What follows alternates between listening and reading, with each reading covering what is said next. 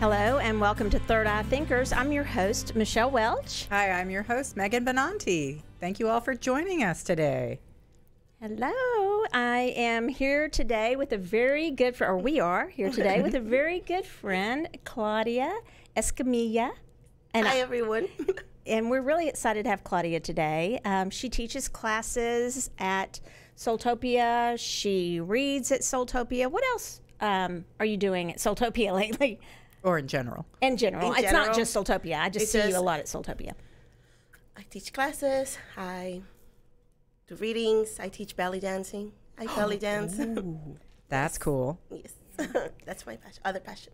Yeah, she's really, I haven't formally taken the class, but we've gone out a couple times and she'll try to teach me belly dancing and it's quite comical. But you get moving, so yeah, all that matters. Well, that's one of the things you said about belly dancing, though, is that people don't realize the commitment that it takes and how hard it is to really learn the movements. And so a lot of times people will kind of quit before they really begin to learn it. Yes, it's retraining the muscles to do something that doesn't go with what you're normally doing. So it feels like, oh, I shouldn't move like this. But then when you look at it, it's like, oh, it's beautiful. Like, you just have to let go. And it teaches you to release and just allow your body to flow and discover the things that you couldn't imagine it would do. That's awesome. Well, I noticed the other day, I took Claudia's class, and your flexibility, she was like seated on the ground, and your thighs were like flat to the ground, and so were your calves and your feet. And I was like, oh, my legs don't do that. I don't know what I was doing. No, yeah, it was like when people normally sit crisscross, but applesauce, but your legs were like all flat down. And I was like, whoa, that's cool. Yes. Yeah. She's really gifted at a lot of things. So we talked about the belly dancing a little bit. Tell us a little bit about kind of your path, your journey. Tell us actually where you're from, just a little bit about you, if you don't mind. So I was born and raised in Mexico on the border of the United States, across Brownsville in a town called Matamoros. In very traditional family, went to a Catholic school, grew up very, very, very Catholic. And that's why I still incorporate a lot of religious beliefs because that's what resonates with me. Okay, very cool.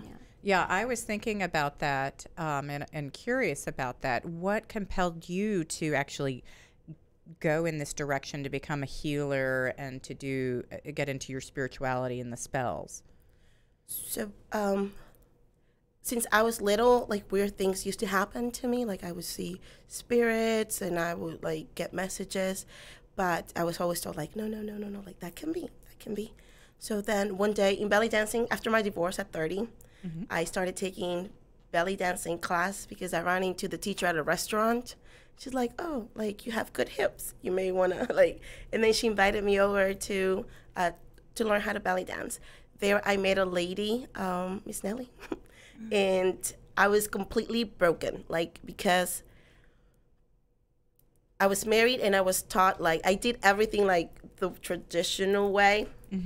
And at that time, believing that what you were doing, like what you were taught didn't work, kind of had me like, where do I start building myself up? Right. But life orchestrates itself, and that's something that I've learned, and you just have to go with the flow. And when you least expect it, people come into your life to help you learn. And while taking belly dancing, like who knew, I met this lady, and every time I saw her, I'm like, oh my God, she reminds me of my favorite aunt. And people will hug her, and I will go hug her, but like we never talk. One day, they just left us by itself, and we clicked, and that's where she started guiding me, and she showed me all her gifts, and I was like, oh, I like to do that. And classes here and there between Soultopia and when I lived in Florida, everything started evolving, like unfolding. Right, oh, so it cool. all started coming together for you, I think, because when we're around you, especially when you're talking about your herbs, and you and Megan have a lot in common because Megan knows a lot about all the plants, and then you have the way you use the herbs. It's just so natural. So it's so obvious to me that this is something that you're remembering. Yes, right? My great grandmother. Oh, then after like seeing the visions, there used to be a lady that used to appear to me when they told me like, no, that you're making that up. I'm like, I'm not a liar. Like, one of my core values is being honest no matter what. There was a lady that used to console me, but I like never asked, like as a child. But at 30, when I was going through that process of my divorce and everything, I finally asked, who are you? And she showed her face. I'm like, oh, she looks like my mom's sister. So I went and told my mom, and at that time, like, she's showing me that there was a room at the back of where the house where you used to grow up, and there's people that went there, and I showed her exactly what happened. She started crying, and then they told me the truth, that she was the healer, and that people from all over Mexico went to see her to get readings and everything. So it was in our, like, line heritage.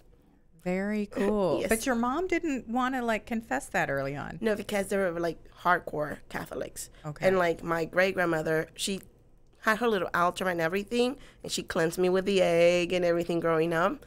But it was still like kept a secret. Okay. Yeah. I do not know why. You know, that egg, speaking of the egg, Yes. that's one of the most interesting ways to clear yourself. Could you tell us and our listeners a little bit about that? Yes. So I'm going to tell you like my belief system, and then whatever resonates, people are welcome to take it. If not, just let it go. Okay. But so the egg, I think it's because it's spirit, you know, like it forms a little chicken. Mm-hmm.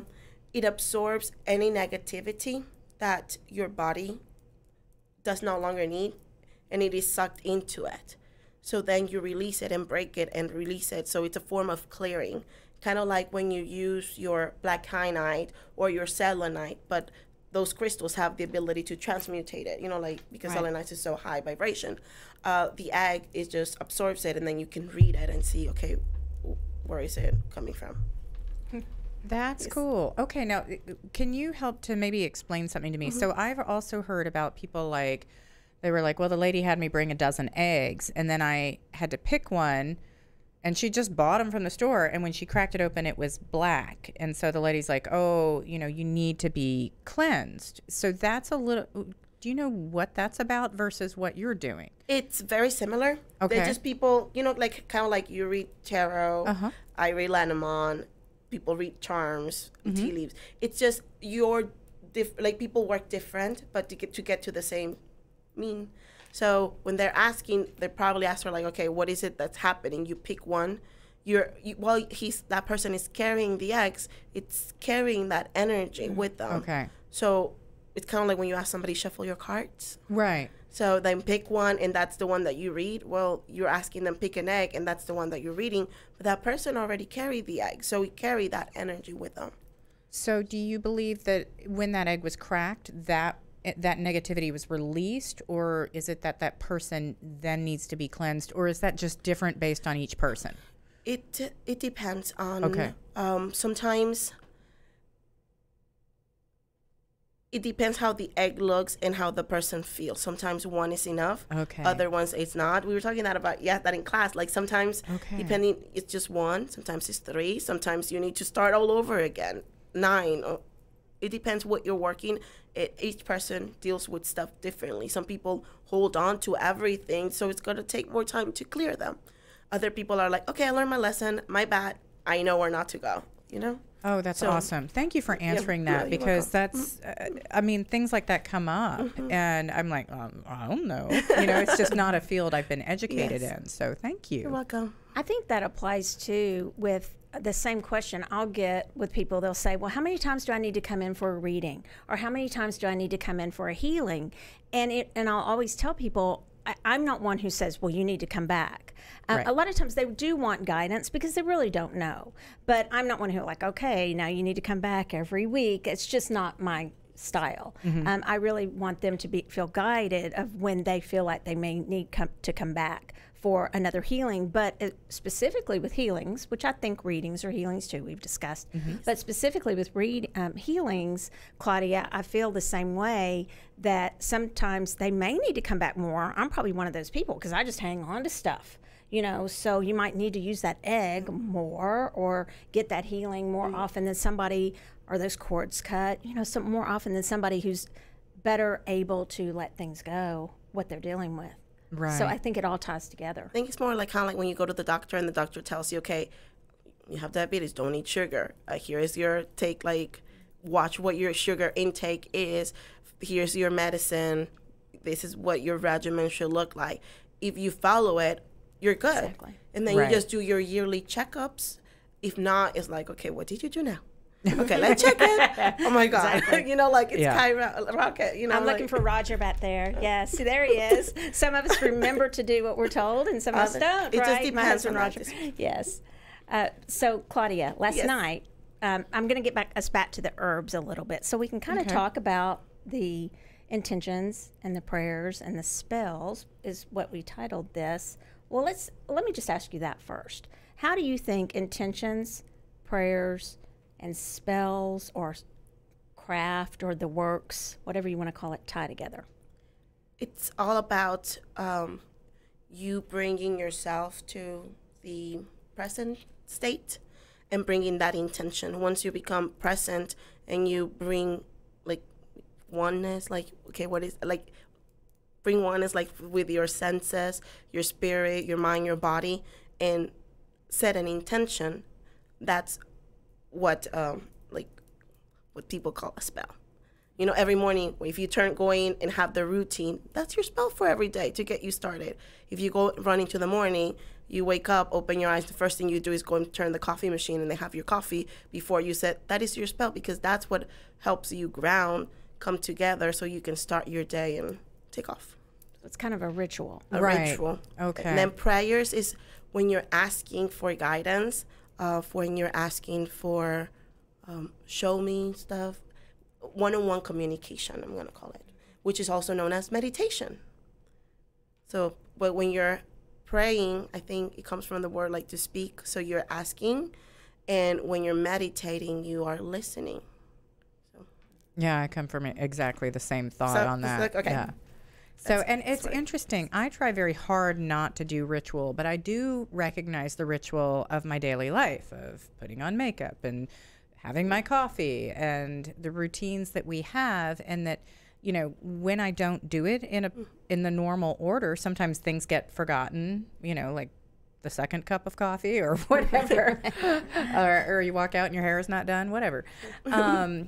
So that is something that's really interesting, because no matter how much we try to avoid it, there is sort of a ritual in the way anyone practices. You know, I always say prayers before I read cards, and you know, so it's something that I guess is really unavoidable.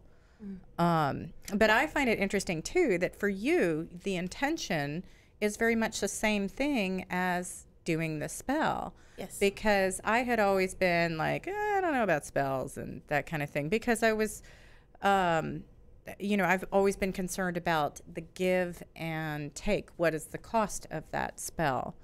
But also not having a lot of knowledge about it. And so, and I attended your class the other day, which was really great for me, because that was a whole different experience, and I got to see things from a very different perspective, and I really, really enjoyed that. Speak to us a little bit about the balance. Megan just kind of referred to, you know, maybe some people are a little hesitant by the connotation of the word spells because of, you know, what's the karmic maybe payoff of that. But you speak a lot about the balance. Yes. Could you tell us about that? I believe that we live in a limitless supply. Like if everybody maintain, that's where the mind your own energy comes from. Like if we all really worked on mining our own energy, make it where it needs to balanced, the whole world will be perfect. But some people go into fear, make mistakes in life, because we're humans. It happens. We create gaps that create lacks, scarcity, fears. And when you're trying to do, well, it's called a spell, I just call it, like, I want to take away that cliche, because we all do it. It's just becoming conscious and restoring the balance, because when you are balanced and everything is balanced, you are at a vibration where everything comes to you and everything is just there. So there is no gaps. When there's gaps, that's where it goes down, and lack, scarcity, everything else happens. So with the spells, what you do is you analyze the situation, and it's no matter how mad I am, how do I restore balance? How do I create win-win situations for me and for the other party? Like, no matter how mad I am, and I also have to detach from emotions so that I could see things objectively. Mm-hmm. Right. And when you said the win-win situation, you always speak a lot about that. You know, I noticed that you kind of hesitate when you say the word spell. So which word what do you put to kind of what you do? Is there a word that you would call it, or a way you would explain it? I'm going to say like restoring balance, or let me see how I fix it. Like, because a lot of people hear the word spell and they're just like, oh no, what are we doing? They are. But Right, it's not, yeah. there's nothing bad to it. You're just restoring that balance, and it's your intention. Again, so you have all the tools. All the tools are there. Everything has vibration, either because it's natural or because it has residual energy from someone. But everything has energy, and it's just sitting there in life. What happens? You grab even this bottle of water. Mm-hmm. You grab it and you set intention. You come together and use it and set it. This is going to be where I'm going to direct it to go, so that it could do whatever I need to do to restore balance. And I set the intention. So that's where the whole spell comes from. Right. And the whole thing of thinking that really everything, energy isn't really positive or negative, so to speak. It's just the intentions and what we do with it. Right. It's not necessarily like Star Wars with Right. the dark side, you know, and the light side. Right. And if we listen to the 12 laws of the universe, there is duality or polarity, and so there's going to be both to have the balance. Goes back to the balance. So that's where, you know, like if it's flipping to the dark side, then you need to be more to the light. So you could see it as just restoring the balance, being at the vibration level where you need to be so that energy can rise. So interpreting that, could this also be the idea that maybe spells are more of an older word, and that nowadays that word would be maybe intention? Okay. I have a theory, but it's my theory. Oh, So- yeah, no, let's hear That's it. why you're on. Yeah, you're here for a reason. This is your time. So back in the day, there was a lot of war. There was a lot of greed. There was like one person ruling the whole world. Like, so because of that, I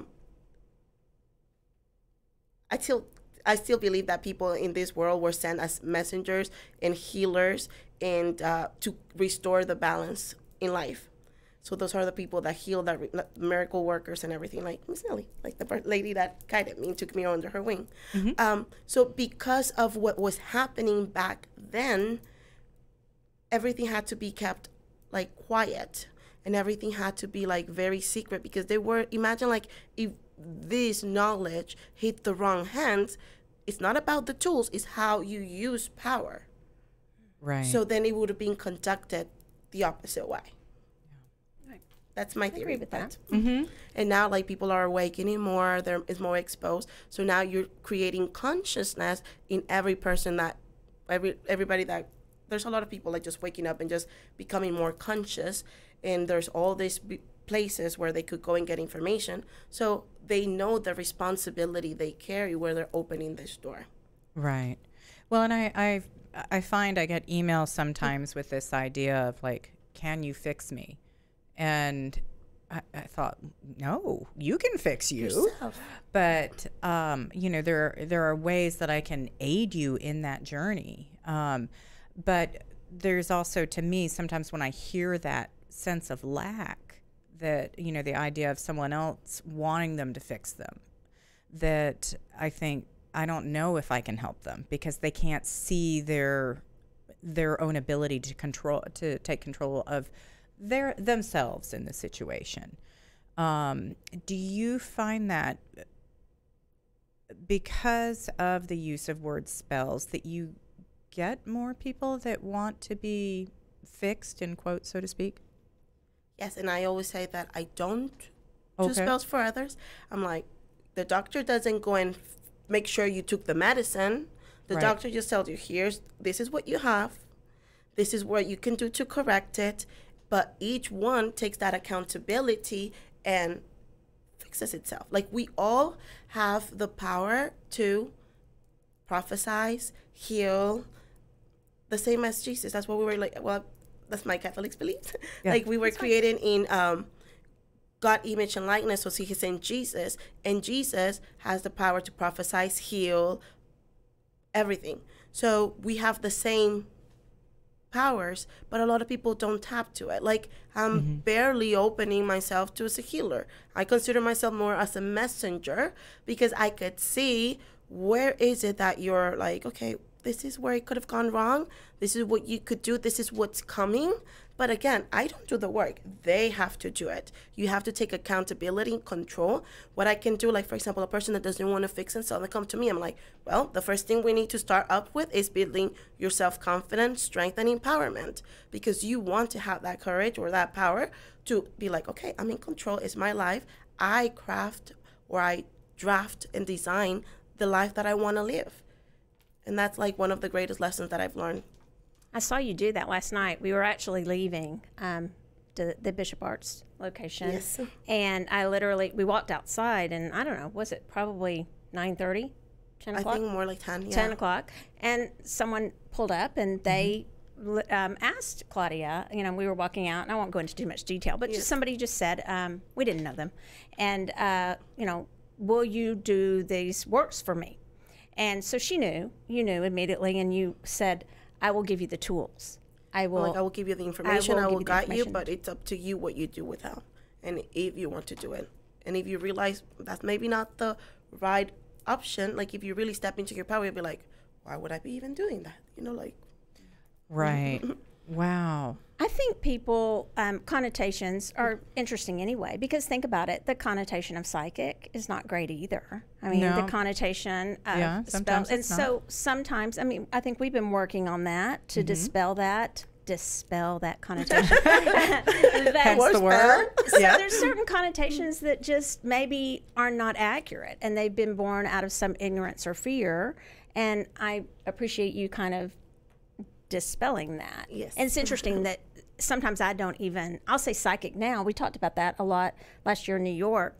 I just think it's interesting the wording people choose to use. And are you using it and reclaiming maybe a word that has been given a wrong connotation?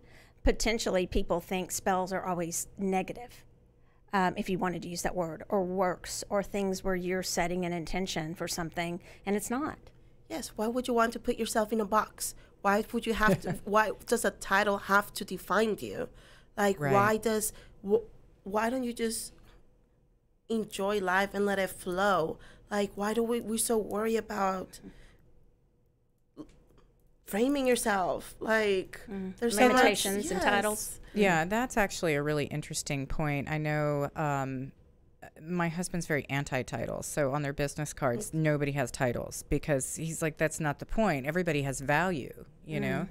And we kind of cornered Claudia when she got here. We were trying to get our title up and stuff, and we're like, what do you call yourself? Like, and she's like, nothing. She's like, Claudia? Yeah, so, and titles are, they are tough.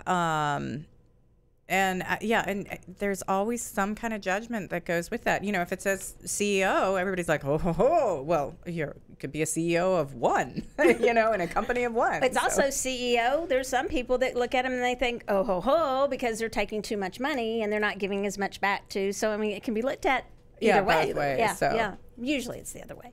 But it's something you assign some sort of meaning to it immediately. But they kind of serve a purpose. To always say in class, for lack of a better word, to get us there, we're going to start with this word. And we could talk all night dissecting a word. But I like how you said, why don't we just have fun? Why don't we just live life, right? Yes. So do we want to do some readings, or do you have more questions, Megan? I just wanted to ask, what do you have like an example of something that you have done that has been really life-changing for you? Or have witnessed in one of your clients that they took to heart and went and did it and had a really positive response?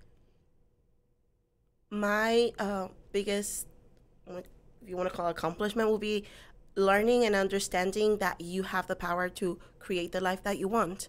Like, that is something that I live by, and that's something that I just don't try to preach it, but live by example. Like, I won't tell you to do something that I don't do. Like, So when people see that, oh, how does Claudia just get everything she wants? Or how does Claudia whatever? It's because they see that you have to let go. Sometimes I'm human too. I'm like, okay, I worry. I have to work hard. I have to be disciplined. But you have to find that balance. And you have to like stand up and do what you need to do to get where you need to go. So it's just being in control and learning like that you are the drafter of your own life is the biggest accomplishment. You can attract love. You can attract anything you need. So you've done all this for yourself, and for myself and for my clients when they come. That's like, awesome. They wanted a boyfriend the next weekend. Okay, you need to first love yourself. And we even saw the change. Like one day, like she came in, the next day we didn't even recognize her, and I'm like, oh. Nice. Because it's not so much that, oh my God, I had to get beautiful to get someone.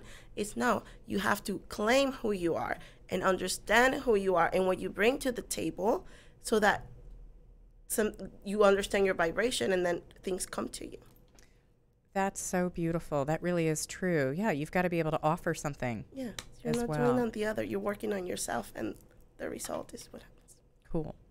All right, well, let's do some readings. So if you all are first-time listeners, the way we do readings is we start with a couple charms. And Michelle, you want to pick from the box? She picks without looking. And then the listeners will choose a charm. And then Claudia has brought the Lenormand deck, which is really nice. And I know nothing about it. And I think Michelle knows more than I do. Not a lot. Yeah. Claudia knows. So, Claudia, I mean, if you want us to tune in with that, we can. Or if you want to do it on your own, I'm okay with that. So, the two charms we have so far, we got a marijuana leaf for anybody from Colorado or interested in that direction. But it is of also... Of course I drew that. No, I'm kidding. And the other charm is an acorn. So you're going to choose either the marijuana leaf or the acorn. Interesting that they're both very fall-like. And although that too. If anybody's from outside of Texas, it's probably been fall and is now winter. But in Texas, we're just in fall. Yeah, that's right.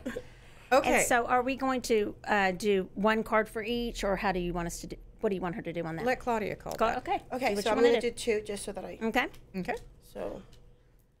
Okay. And I'll put these over here by you. Okay. So... This one? Yes. And this little cute acorn. So do we have like a name or just like do a general reading on It'll be a general reading, and then the person who picked the leaf or picks the acorn, that will apply to their life. Okay, perfect. So with the marijuana leaf, I get betrayal and not being able to grow from that betrayal. So when it's tied to the marijuana leaf, it's telling to just relax.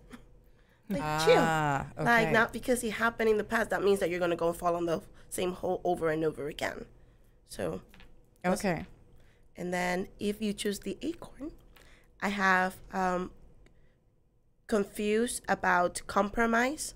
So an acorn to me signifies protection and luck. So again, allowing things to flow more. Confused and compromised, you said on confused because of like a compromise. Like they don't know what that commitment will bring. So they're afraid of commitment in a way. Or they don't want to commit unless they know how A, B, C, D, E is listed. Okay. Interesting. Cool. Yeah. Do you have anything else on that? Yes, actually. So when just as a thought, and you'd have to tell me a little bit about how it might tie in with the cards.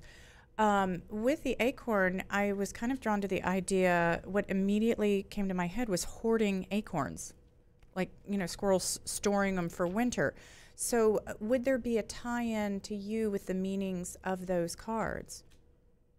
Yes, because when you commit to something, you allow it to flow and you make it, we're a partnership. Mm-hmm. But when we're not a partnership, it's like I keep all the information, I keep all the stuff to myself, and even my emotions. Like I won't share more than I have to because there's no, like, you're not letting that guard down and say, okay, now we're one, or we are in an agreement and we know where everything is lying. We have laid all the ground rules. Okay, cool. Interesting. Yeah. So if you pick number one, again, the summary of that is Claudia, on number one, it was don't chill out and don't think you're going to be betrayed again. Correct. Is what I heard. Yes. Just because maybe you've been betrayed in certain circumstances like in the past. And if you pick number 2, there was a lot with that. Yeah. The other one with the other part with number 1, and the idea of marijuana leaf, for me, that would be like marijuana leaf. I think of clouding my head, not clearing my head, or not relaxing. And that might be something to consider, that maybe they need to get more clear on what's going on around them. Yes. And that goes to the fear again. Instead of being afraid, be more, get more clarity. Like pay attention to those cues, because you knew back then something wasn't right, but you're like, oh, let me just give them the benefit of the doubt. Right. Okay. That's true about the sense. clarity. Thank you so much, welcome. Claudia. Thank you for having me here. I could talk to you forever. She's so interesting, actually.